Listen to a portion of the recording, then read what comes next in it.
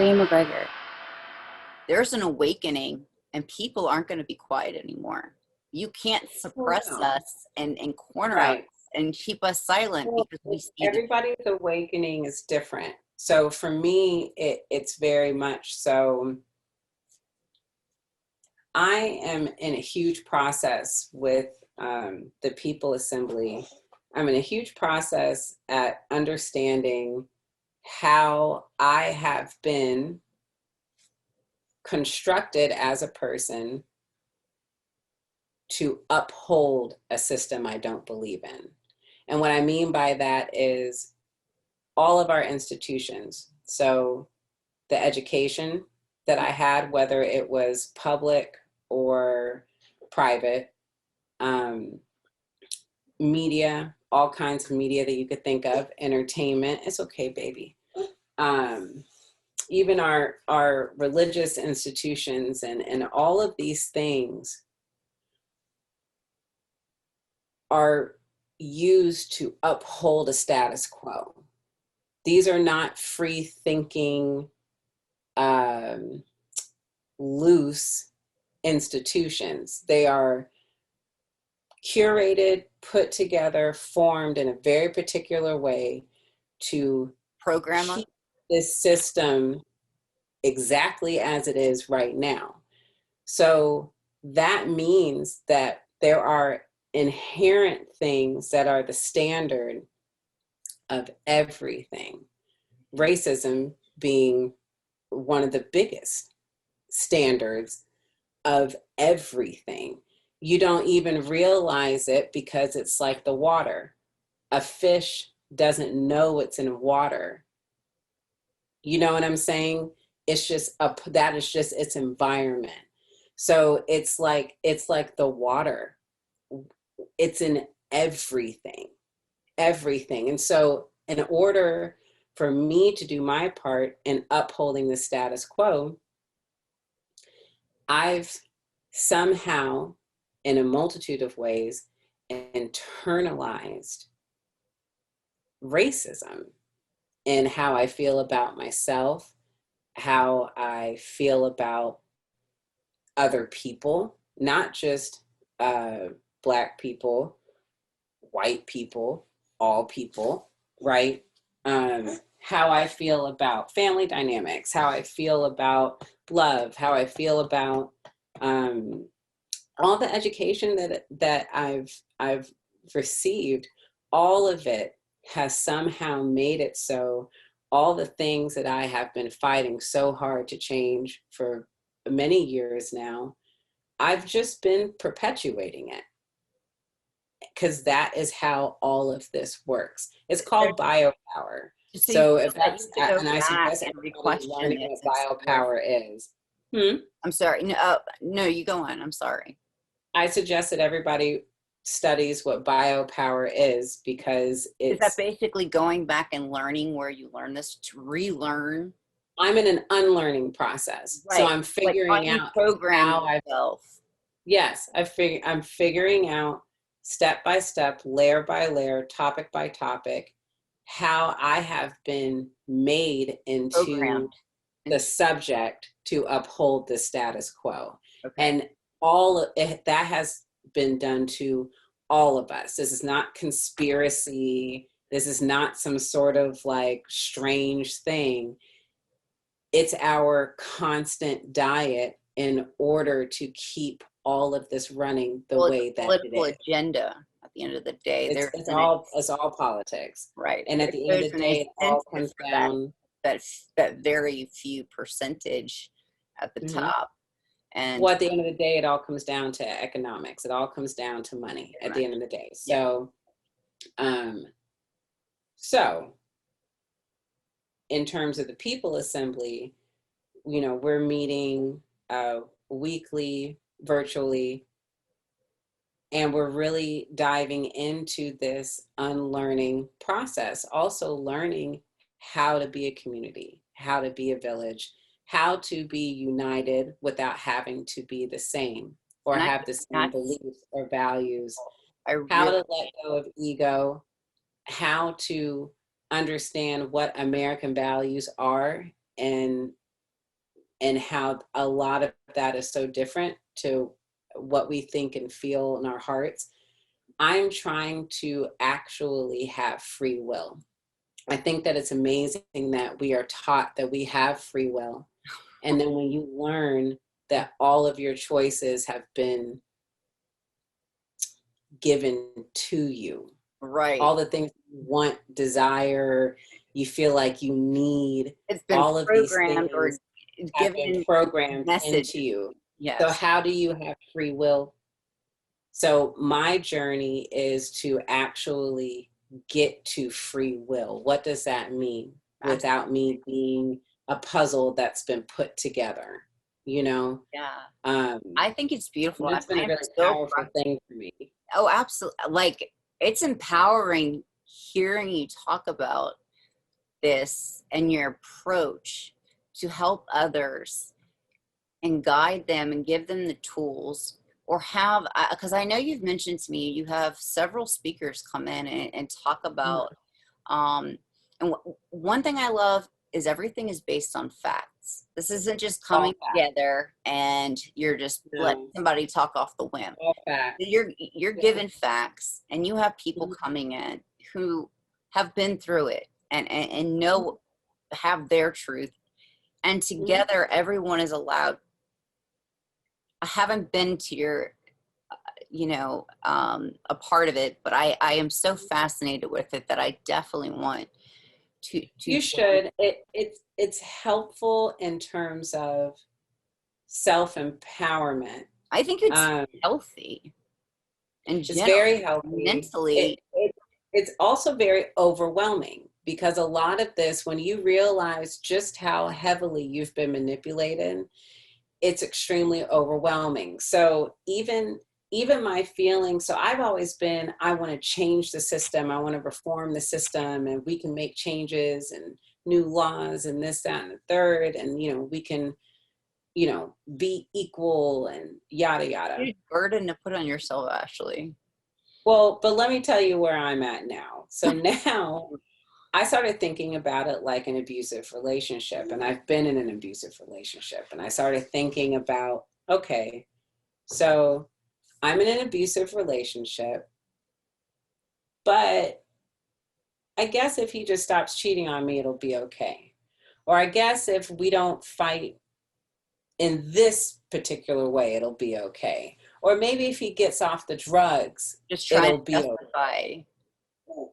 No, what has to happen is you got to let it all go. So this is how I feel in order to actually be free of it, right? You can't take pieces. You have to get rid of the whole thing. And that's where I'm at. I'm done with trying to change everything. This whole thing has to be dismantled, and it has to start over. And the only way that I think a process like that can even evolve is by dismantling the system in my mind first. So I am not an educator. What I am is someone who has facilitated a group of people coming together where we can learn from each other, unlearn with each other. I'm very much so like a student. I lead from the back, because this is so much about needing even a support system. Absolutely, because like you said, it's so overwhelming at the end of the day. It's just like going to therapy. You are going to be thrown all these things of everything you've ever been taught and realize it's been a lie. It's extremely overwhelming. Yeah. So then when you have to accept that, it's first then once you've gotten all this, there's that part of accepting it, like, because you're in denial of like, no. And then once you've accepted it, then you go through different emotions to where you're finally, to where you can get yourself to be like, okay, look, I understand that this is going to be overwhelming, but I'm ready to unprogram and unlearn. Oh my God, I have to be, because my kids, I'll tell you a really big thing that I learned, right?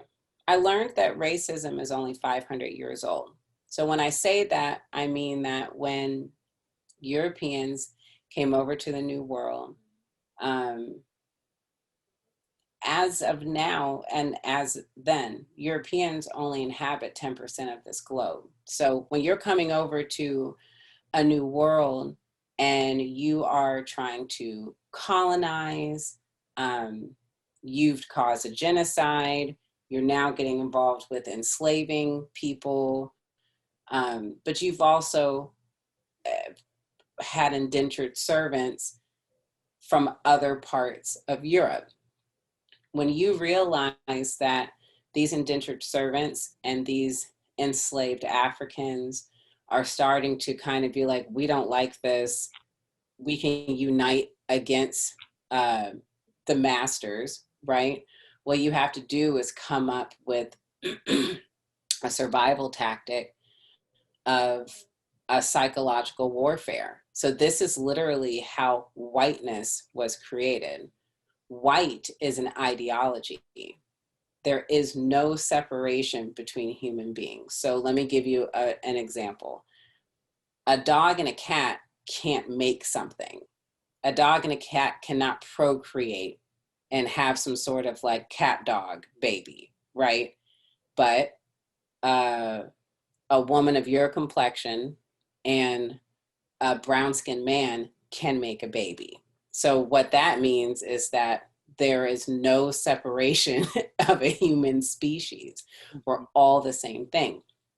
In the 17th century, anthropology clubs and things of that nature became like the thing in England, especially. It was like the thing to do. And all of a sudden, these people claimed to be scientists, but what they were practicing was pseudoscience. And they became obsessed with not getting answers from religion, but getting answers from what they called rationality and science. It was not rational and it was not real science. So you're talking about people going and observing skulls. This one man observed a skull from the Caucasus Mountain. This is where Caucasian comes from, and decided that that skull was just more beautiful than the skull from Africa, right? So people were literally, so yep, that's not science. Deciding that something's cuter than something else is not science. So these white, well, at that time, European male anthropologists were deciding that there was a natural law to mankind and that Europeans were at the top and everybody else of the hierarchy were not fit to survive. So therefore, it morally justified treating anybody any old way because they decided that they were supreme human beings. So when whiteness was created as an ideology, and this is where it gets really upsetting for me.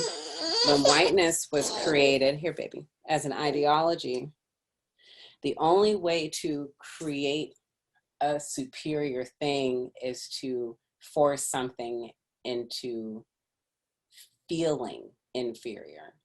So you couldn't have white without forging black, right? But this is the thing. When my ancestors, really all of our ancestors, because anatomic Homo sapiens, like the way that we look right now, are all from Africa. So those are all our people, right? So our ancestors, when they were kidnapped, they were forged into new identities. They were given new names, new religion, new food, a new language. So blackness was forever redefined to uphold whiteness. So, you know, people will say things like, oh, that was hundreds of years ago. That was so long ago. okay, well, what language are we speaking right now? We're speaking English, right? That wasn't my language. So it doesn't matter what we did hundreds of years ago or what we did a few weeks ago or what's happening right now. It is all a reflection of ideologies that were forged and maintained and held up this whole entire time. It does not matter how many Black people you see that are successful, and that doesn't matter. The reason why we want our system to change is because in every single way that we have been formed, we have maintained it this whole entire time. We are still living off the interest of slavery. All of us are. So, I mean, to understand we've evolved, that, but our laws are not, you know, and so this is, you know, I think we haven't even evolved as much as we think because of how much we're manipulated. To be perfectly honest with you, I'm not saying that, no, we're not,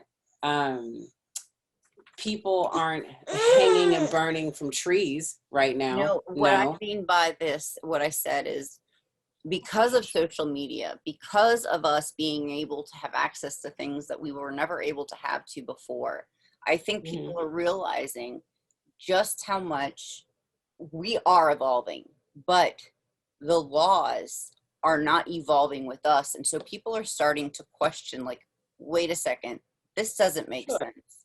Do you know what I mean?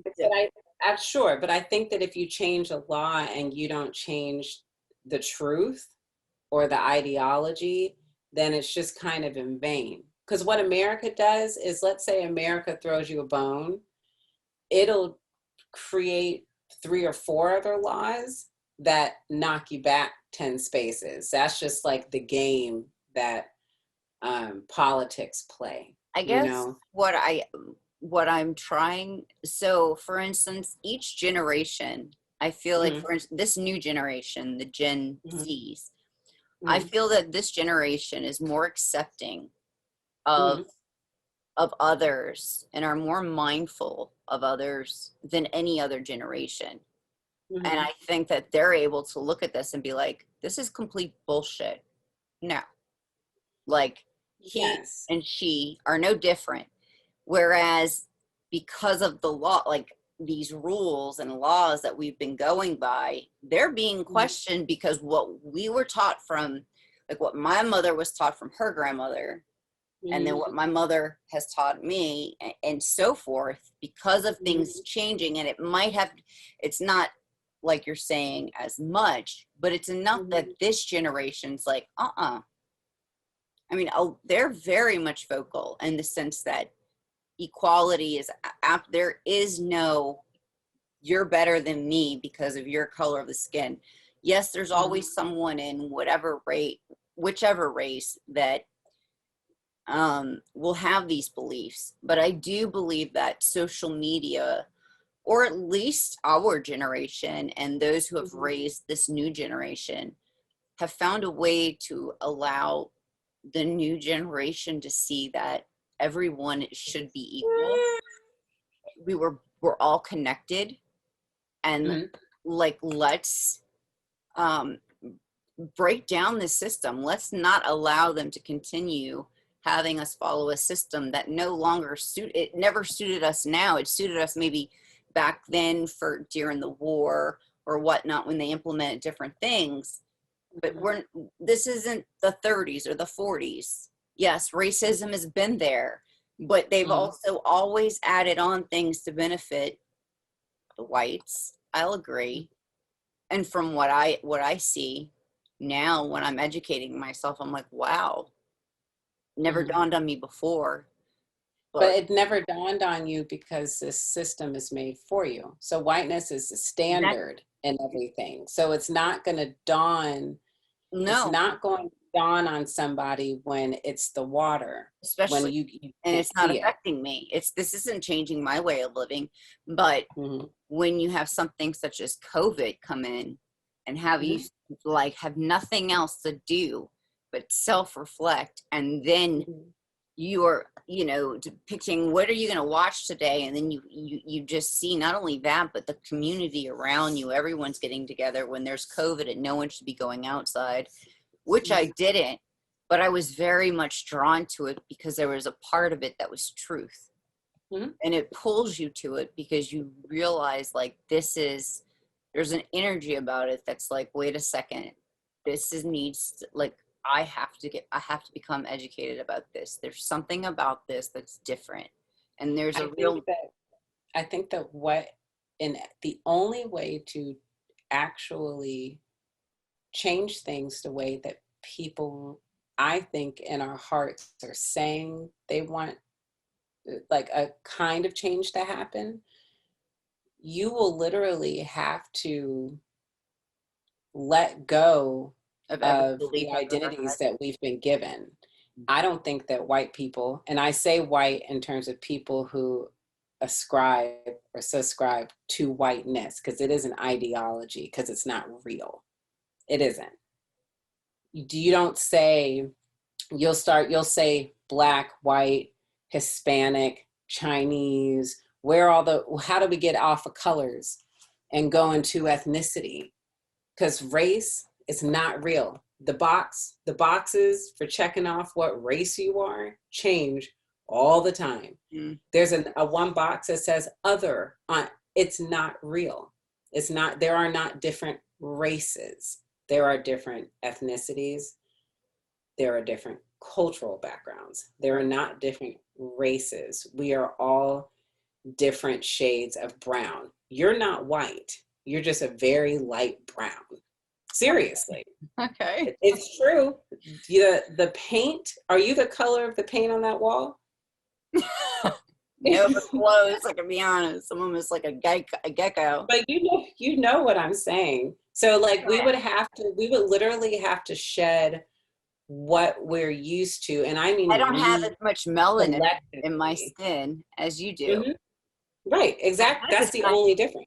Right. That's literally, but whiteness is an ideology, and so is blackness. And unfortunately, who I am is a result of maintaining whiteness. And I'm done with all of that crap. I'm over it. I'm 100% over it. And I don't think you're alone. You're definitely not alone. I know I'm not alone, but I also know how complacency works, and the hard sacrifice that it would take for people to let go of these ideologies. I know most are not willing nor ready to do that. And it's because of how codependent we are on these corporations as consumers. It all works together.